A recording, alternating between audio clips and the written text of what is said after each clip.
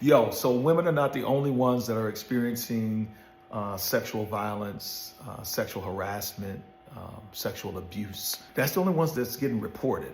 And I would even say it's probably underreported with women too. They say 1 out of 3 girls was sexually molested or abused or experienced sexual violence as a child. And they say the numbers for boys is like 1 out of 6. Shout out to Dr. Robert Marshall, who came on our platform and said that there is some serious underreporting that's going on with boys, especially black and brown boys and boys that are in the hood, in the urban areas. He said that his research and others are coming to find out that we're talking about more like 85% of us as men have experienced some kind of grooming, sexual violence, sexual abuse.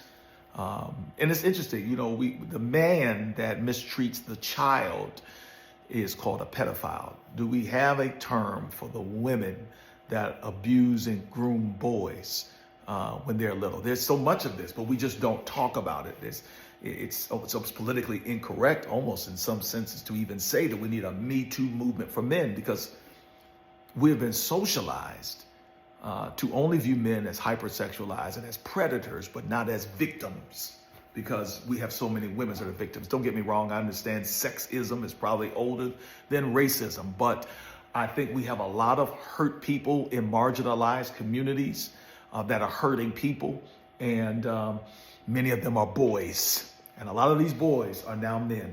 And because when you're a man, you can't be vulnerable, you ain't reporting it.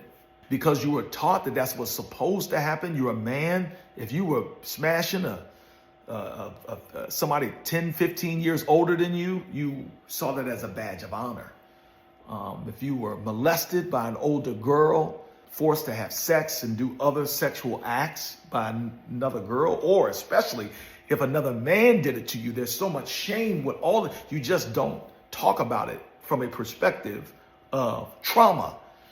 But we need to open up the conversation, is all I'm saying, because I'm working with men and I'm telling you, there's so much of what is broken in men is that men were broken, but there are no safe spaces for them to hold, to be held, to talk, to share that, and especially because they're men.